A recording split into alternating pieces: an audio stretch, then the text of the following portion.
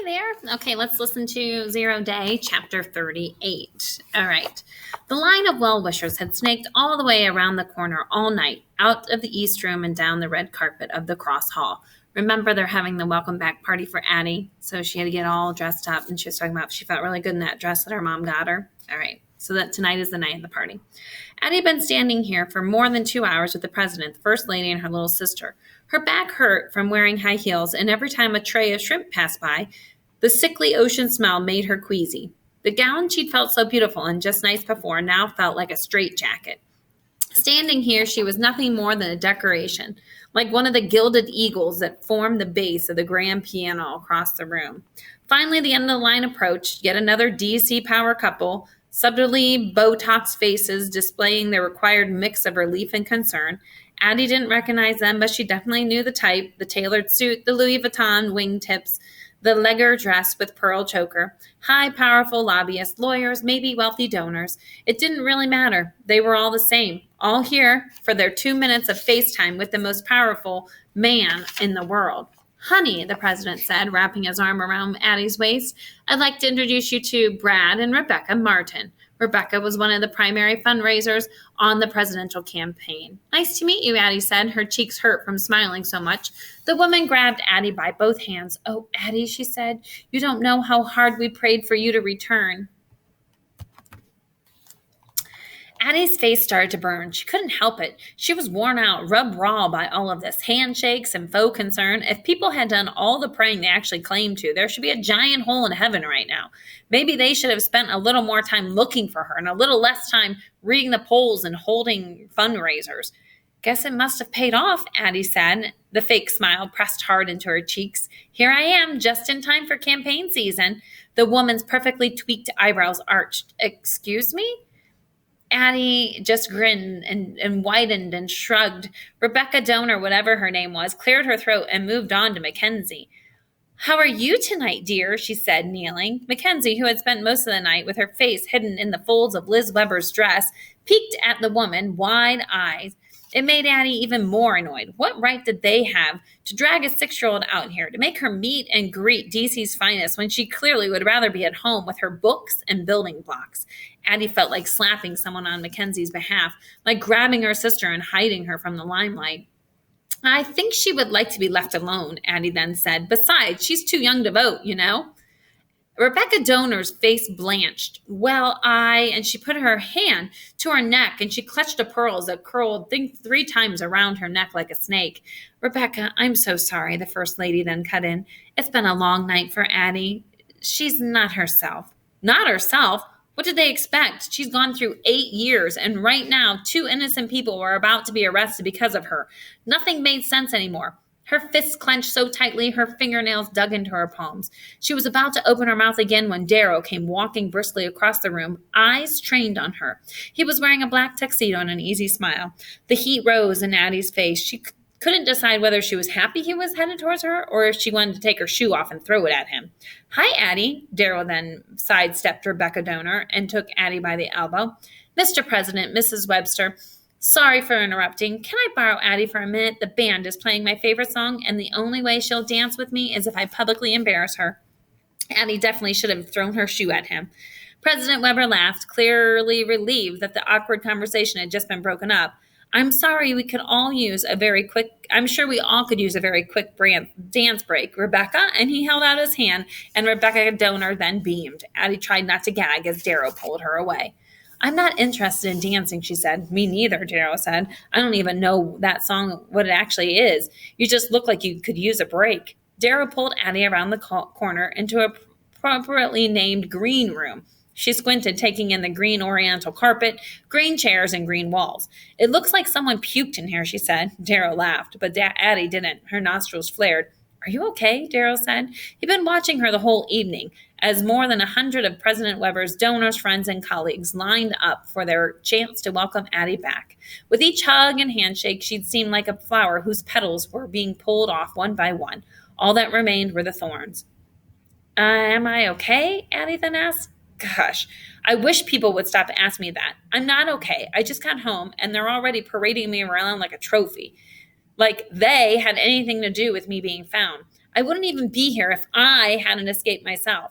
Was anyone even looking for me anymore? I mean, my mom was back at work right after I disappeared. Whoa, Addie, slow down, Darrow said. That's not true. It's entirely true, Addie then said. But I guess billions of dollars can take your mind off your missing kid, right? Like nothing ever happened. Actually, more like the best thing that ever happened. You can't tell me my disappearance didn't help Mark Webber become one of the youngest presidents in United States history. No, Darrow then added. Addie scowled. Okay, he said. Even if it did, I know your dad was heartbroken when you vanished. Everyone was heartbroken. Believe me, I was there. Right, Addie said, her voice growing louder. Her hands were clenched in fists at her side. The only person Mark Webber cares about is himself, and the only security he cares about is his own. Think about it. If he cares so much about safety, why wasn't he protecting me that day? How was someone able to snatch me away from right under his nose in a building full of security guards and cameras? In that instant, Darrow saw himself running through the halls of the governor's mansion, heart racing, searching in vain all of the places Addie should have been. He could see the slant of light that illuminated her empty beanbag chair in the treehouse. He could hear the creak of the empty swings. He remembered all too well the checkers strewn across the floor. I don't know how it happened, he said, but I've never forgiven myself for it. What? Addie said. You were like 9 years old. What were you supposed to do? Darrow bit his trembling bottom lip. Everything he'd kept bottled up for the last 8 years came bubbling to the surface. All the feelings he had tried to push away, first by making the wrong decisions, then by becoming a classic overachiever. Everything he'd done to forget and to move on. Save you, he whispered. Dare, Addie said. Her voice was now kind of softening. You couldn't save me then. And she looked away and she spoke quietly, but Darrow could still hear her when she said, You can't save me now. What do you mean, he said. What do you need saving from? Addie didn't say anything. You can tell me. Let me help you. Nothing, she said. I meant it rhetorically. See? SAT word. I can fit right in, and she sounded slightly hysterical. Addie, listen. He took a deep breath. When I was 14, I got picked up for drinking with a bunch of guys from Southeast. There was a fight with the cops. My mother, well, she made it go away. Everyone else went to juvie. Lance, Daniel, Nick, their faces scarred and defiant as the police handcuffed them, loomed in his memory. They were probably still living the aftermath of that night. While he ate caviar in a Versace tux, he wondered if they ever thought of him, the rich kid who used them to stage his pathetic little rebellion. Why are you telling me this? Addie said softly. Because I know what it's like to hide something from the world that you carry with you every day, and what it's like when there's someone holding it over your head to try to control you. And he watched Addie's face for a flicker of recognition, but it still seemed like a stone. It was now or never. Darrow sucked in his breath and he dug in his tuxedo pocket, wrapping his fingers around the small velvet box. He pulled it out and he stretched his hand to Addie's. What's that? Open it, he said. Addie took the box, eyebrows arched, and creaked it open. Her mouth dropped. My locket, she said, blinking in surprise. How? Where did you get this? I found it on the day you... And you kept it all these years? Of course I did. I know it might not exactly be your style anymore, but I thought you might want it back. His heart was beating wildly in his chest. Dare, thank you. Help me put it on. Addie held the silver chain out and turned her back towards him, lifting the hair off of her neck. Darrow fumbled the clasp open and locked the necklace in place. Maddie turned around. What do you think? Very becoming, he said. My lights went out. I'm trying to make them come back on by throwing markers. Let's see if it works. No, not yet. It worked last time. Let's see. Stupid lights.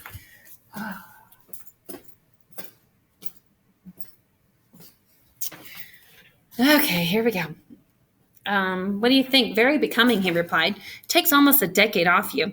Addie tried to smile, but quickly looked away. Darrow's breath caught in his chest as he saw a tear roll down her cheek.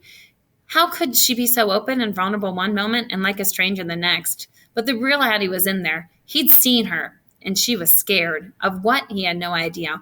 All he knew was that he wanted to punch everyone that had ever hurt her, to build a wall around her and stand guard day and night. With a trembling hand, he reached over and he touched her face, wiping away the tear. Her breath hitched as he stroked her soft skin.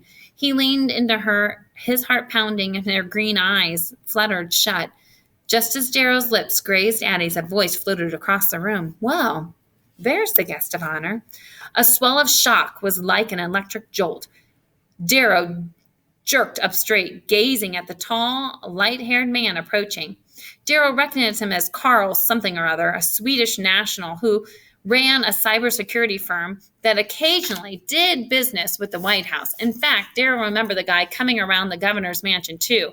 He was sort of hard to forget, with that smooth Scandinavian accent that made him sound like he should be narrating commercials of luxury cars.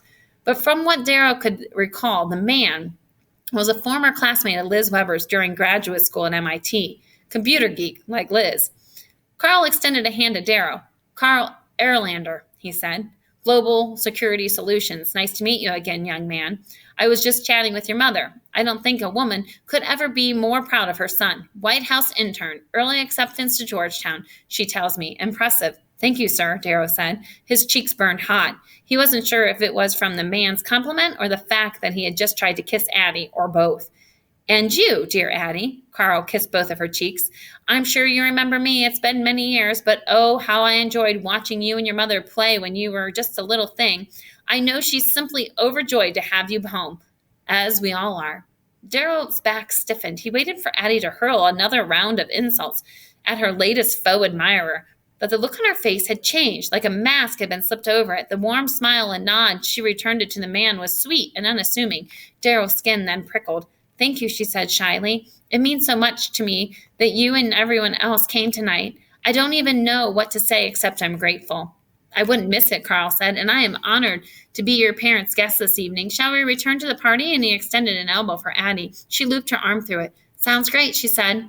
Darrow followed them back through the cross hall and to the reception in the east room, trying to get a bead on Addie's sudden change of demeanor. She walked with her head held high, gliding through the crowd effortlessly, smiling and nodding at men in tuxedos and women in cocktail dresses as she passed.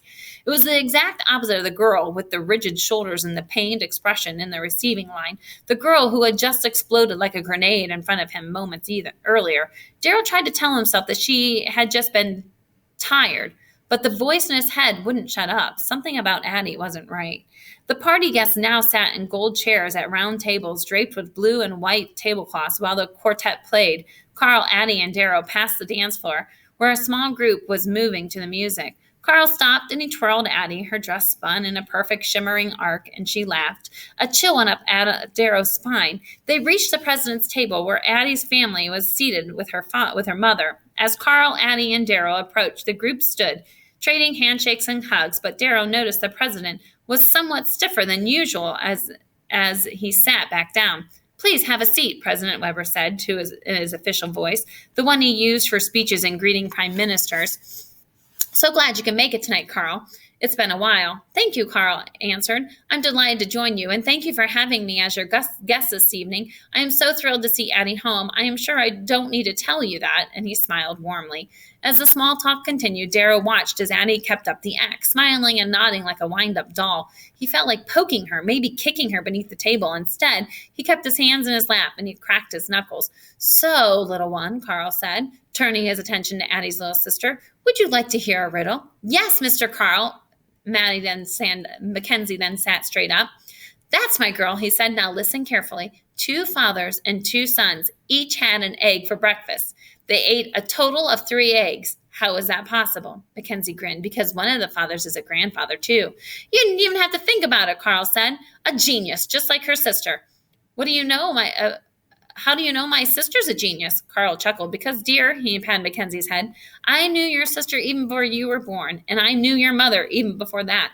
The genius gene runs long in this Chan, or should I say Webster family. Oh, Mackenzie said, looking back and forth between Addie and Carl. I guess that makes sense. Carl raised his glass. To Adele, he said. To Adele. A round of glasses met in the center of the table and clinked. Servers came by with silver trays for uh, appetizers of toast, shrimp skewers, and exotic cheeses. And where is your son this evening? Daryl's mother asked Carl. With his mother in New York, he answered. The mood at the table grew strangely sober.